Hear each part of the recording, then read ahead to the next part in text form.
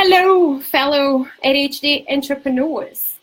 I am here today to do a live about ADHD and overthinking.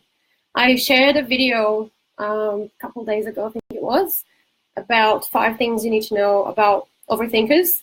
And someone asked me about my own struggles with it and to maybe write something up about what I've been able to do to help myself. So I thought I'd do a live just on this topic because this is something I truly have struggled with big time in the past and in the recent, 6 last months that I really decided to get a grip on it because of how much it was affecting my life. So I thought I'd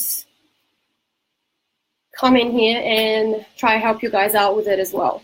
So I'm going to be talking about 4 things. I wrote everything down here so I don't get lost in thought. So I'm going to talk about my personal struggles, how it affects us in our life and in our business as ADHD entrepreneurs, what I've been doing to help myself, and why it's important to understand the difference between constructive overthinking and hindering type of overthinking. How do you recognize that you're doing it, and then what you can do about it, right? So to start with, how I've struggled. My goodness, when I started writing this, I'm like, oh, like everything. But basically, it was as simple as deciding on like what to wear, deciding on what to eat from the menu in a restaurant, reading too much into other people's behaviors, being always paranoid that I was being annoying or I was doing something wrong or being unpleasant to be around. And that got to the point where I developed major social anxiety and I was having panic attacks. I was struggling to go out for dinner with the family because I have panic attacks. I just couldn't deal with being around people, being around anyone. I was just paranoid all the time. In my business, how it has affected me, well, I've spent maybe a couple of years where I was too much in my head and not taking enough action, being afraid of what people would think, being too self-critical, developing an unhealthy mindset in that way of being like an imposter, like the imposter syndrome we always talk about, feeling like I wasn't good enough, struggling to make decisions, then struggling to stick with them and take action, and being a people pleaser and not true to myself. That's a pretty big one. So moving on to the second thing, which is generally how does overthinking affect us in our life and can affect our business as ADHD entrepreneurs. To start with, it affects your relationships, it affects your self-esteem, hinders your potential, you're always stressed, feeling overwhelmed, you're not getting anything done, you misjudge situations and people's intentions and their behaviors. It just holds you back because it almost makes you feel impotent because you feel like you can't control everything that you're trying to control, because what we do is we play the potential scenarios in our head over and over again so we can prevent things from going wrong. And obviously we can't control everything. It's just draining, overwhelming, and you live in constant worry instead of living in joy and appreciation for things. You just constantly worried. Everything that you do, you're questioning your decisions. Even after you make a decision, which is hard to make, then you're questioning, have I made the right decision? It just keeps going on and on and on. So what I've done to help myself, the first thing is awareness. Just knowing that I was doing it, and awareness to the fact that it wasn't good for me.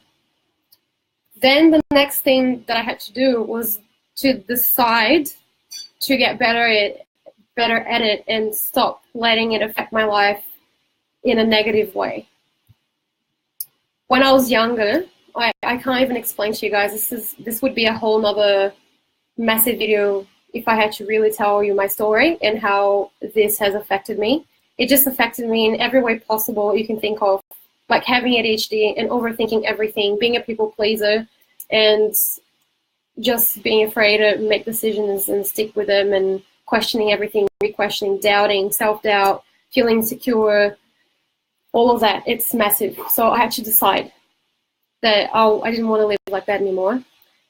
And part of what I did is I started just remembering who I am, what I'm capable of, what my potential is, and what I want to do for people, and knowing what my goals are, having a vision of what I want to achieve, and then out of that, knowing what my priorities are. Because if you're a people pleaser and you're always overthinking everything, you get sidetracked. This is a big one. You have to know where you're going with your life and your business, what kind of person you want to be, what you want your business to be like. Have that vision. You have to have clear goals so that you know what your priorities are, and keep reminding yourself of what you're capable of, what talents and skills that you have, and then trusting and using that more. So another part of it is understanding and accepting that we cannot control everything, situations or people. We are responsible for our actions, and that's the only thing that we are responsible for and we can control. We cannot control anyone. We cannot control everything. But what you can control is how you behave, or sometimes maybe with ADHD it's a bit harder, but the actions, how you respond to circumstances, that you can get better control of. And that's what you need to focus on. So I started, trying everything and trying really hard to be a bit more organized and more on top of things. So the things that I can control, for example, I used to have massive issues with maybe forgetting to pay bills and being behind because I would just forget. And then I'd be overthinking everything like I'm an incapable human being and things like that.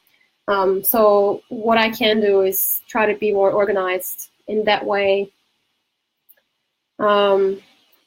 It's almost taking control of the things that you can control, but things are going to happen, and it's okay when we stuff up because, we still have ADHD. So part of this whole thing is accepting as well and understanding that I cannot change that. I used to struggle with bills on time. Oh, hi, Nick. Yeah, that's a big one. And so if I can take control of that a little bit better, then I don't stay in my head as much, because there's a big one for me. Yeah, so then remembering that you have ADHD, you can't change that, and you're not going to be perfect all the time. And then part of this is accepting that that's just how it is, that you're going to fall off the horse every now and then, but you're fully capable of getting back on the horse and moving on. As long as you know that you are trying your best and you are trying to improve and you're doing things to get better at this, it's easier to not forgive yourself, but just accept that that's part of living, and part of living with ADHD. You're going to fall off the horse. You're going to stuff up. And if you stuff up with someone else, if you say something that was a bit impulsive and you upset someone, apologize, genuinely move on. So anything that goes wrong, it's okay, because there's always plan B, C, and D, and you're capable of handling any obstacles that come up, and keep on improving yourself and moving forward. So these are massive things that have been helping me. And I wanted to start making decisions a little bit quicker, because I was just overthink any decision making. It was just a pain. So what I did for that is just knowing who you are, know what you like, listen to your intuition, because genuinely you just know, and just take more action without trying to be such a perfectionist, and try to let go a little bit of that tendency to try to control everything. Just relax and just take action. You just got to do it. Get out of your head. Stop thinking so much about stuff, because it's just like chasing your own tail. It's just a cycle that feeds itself. Just stop it and then just go and do something about it. So like if I know that there's things I should be doing and I'm not doing, I feel like I go inwards a lot more. I'm in my head a lot. So if I go and take action and I get these things done, then I stop overthinking everything, because I'm too busy doing to think. Do you know what I mean? So trust your abilities, and yeah, remember what your priorities are. Then the fourth thing that I wanted to talk about is why it's important to understand the difference between positive and constructive overthinking and the negative, and then how do you recognize that you're doing in a negative way, and then what you can do about that. So if you're brainstorming, if you're being creative, that's a good thing. If you are reflecting on yourself or in your relationships or in your business, you're trying to identify where you can improve things, not in a critical way, but in a constructive way, that is good. If you're reflecting on a new concept that you've just learned, or you're developing a new idea, a new product, a new service, a new system, that's fine, because then that's when it's a good thing that you're not overthinking, because that's when we get creative and we think about different solutions and things like that. So if you're using for problem solving in that constructive way, that's fine. When is it bad? When you realize that you're in your head too much, when you're feeling really stressed, you start to feel insecure about everything, doubtful, fearful, you're just worrying too much and you're not taking enough action. When you feel like your anxiety levels go up, that's a big sign for me. When my anxiety comes back in like full steam, I'm like, okay, I think I'm being in my head too much and not taking enough action. It still happens, but now, you know, if you can recognize it, you can go back on track. So when you start, you know, your anxiety levels go up and you start avoiding people, you start avoiding situations, you realize you're procrastinating too much and you're deviating from the course, when you're getting sidetracked and you're getting crazy with multiple different ideas of things that you want to do, but you're not following through with your initial plan, because you should have a plan, working towards the things that you know you should be making happen. So when you're getting sidetracked like that and you're just worrying and you're questioning everything and you're self-doubting, that means you're overthinking in a bad way, because then you're stuck in thinking mode and you're not taking action. Which then leads me to the next bit. What can you do about it? So you got to remember what your priorities are, okay? You got to have clear goals. You have to have a vision of where you're going with things so you can set clear goals. You need a plan of action to execute those goals. Then you need systems. So then when you need to do the same thing over and over again, it eliminates the chance of you overthinking everything, because you've already planned this out and all you have to do is follow steps without thinking too much, which is why it's so important to have these systems and the structures. Clear vision, so you can set your goals, short-term goals. Like I did a post the other day as well asking if people knew what they wanted 2018 to look like at the end, and most of the answers that I got are about, well, that's too ahead of time. What I want to make clear here is that when you set your goals to take action, you set 90-day goals, so they're 3-month goals. But you have to have an image in your head of where things are going to be at the end of the year. You need to know where you're heading, so then you can plan to get there step by step. So you need to have that vision. What do you want 2018 to look like at the end? So then we can set goals for you to take action, implement the systems and the structures, so then you don't overthink everything all the time. Take away that overwhelm and focus on doing the stuff. You've got to remind yourself every day what this vision is and trust in your abilities so you can stay on track as much as possible. Like I said, again, taking action, get out of your head and go do stuff, do something. And the basics, meditation helps, exercise, you got to sleep. You know, you got to have a sleep routine. You need your rest. If you're not well rested, then your executive function, your cognitive function goes to crap. And it's so much easier to get anxiety and overthink everything if your brain is lacking its rest. And obviously, if you can eat healthy, that helps too.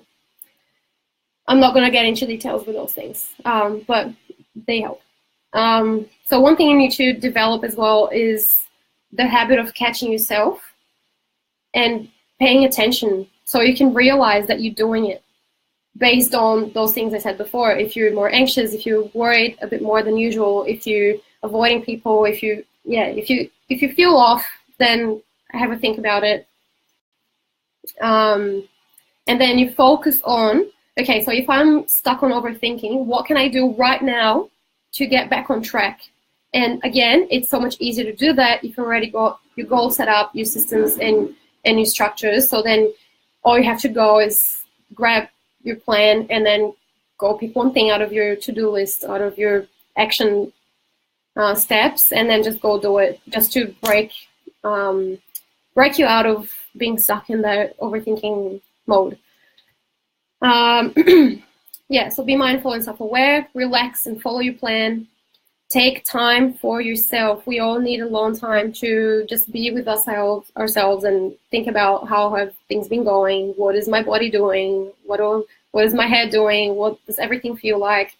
Have time to do something that you enjoy. Unplug, go take time off. We need that. We need that. If we're constantly worrying and overthinking everything, it's just nothing happens. So take action. And by taking action, then you're able to satisfy that feeling of being stuck and in overthought. And then it's easier to relax as well. So it's one thing helps the other. So that's basically it. I didn't want to make this a really long video, but what I want to finish with is just telling you guys that the future depends on what you do today. So that's the only thing you can control. It's your actions, your attitude. That's the only thing we truly have control of. And with ADHD, it's harder. So that's why we have, all these goal setting and structures and everything like that, so that to help us actually get stuff done instead of being all over the place and not having control over anything. So the more we can get on top of things with ourselves, then we can, focus on what we have control of. So focus on that and know that the only way that you're going to get your business and your life to be what you want it to be is if you take action. And you can handle every obstacle that comes your way as they come, because you are resilient and you're fully capable of dealing with things when they go wrong. Like I said, there's always plan B, C, D. There's multiple different ways to get to the same destination.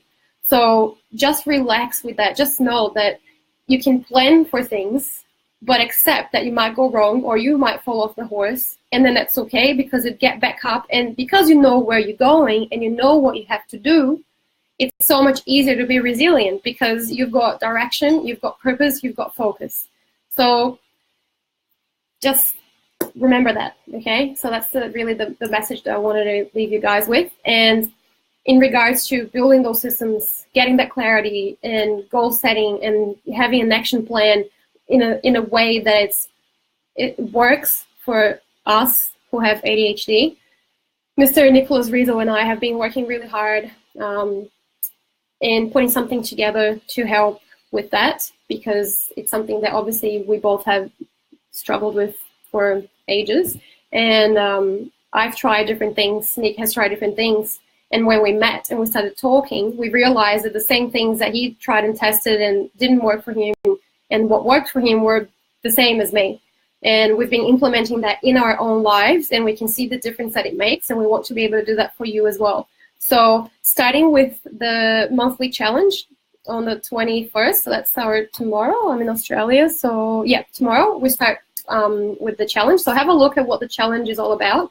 So we're going to get you started in that process, and then after the challenge finishes, we're going to be opening up a group coaching course to help you in further detail and pretty much help you install a new operation system for your business and for your life, so then you can get a grip on all these things and really focus on what you know you need to get done to make your business be what you know it can be, but you're struggling because you've got ADHD and all of that. So we want to help you out with that. And by building, the vision, the goals, and the action taking systems and the accountability systems and everything like that, it will really minimize the procrastination and the tendency to deviate from the course and feeling like you're chasing your own tail all the time and you're headless chicken just running around like, I don't know. So yeah, we're really highly passionate about this. This is something so close to my heart because I've lived it. I still do. And yeah, as we go and as we find things that work, we're here to share it with you. So I'd love to hear from anyone that watches this, what you think. And if there's anything that you do that helps you with the overthinking, let us know. We're all here to share and help each other. So one thing that helps you, I might not have thought of. And yeah, so I'd love to hear that. If there's anything that you guys have any questions about, send them through, either here on the page or you can private message me. And yeah, I'll be seeing you guys again tomorrow for the first day of the challenge. And I'm highly looking forward to it. And I hope you guys have a lovely afternoon in Australia, and everyone else in the rest of the world have a lovely Sunday. And I'll see you tomorrow. Bye.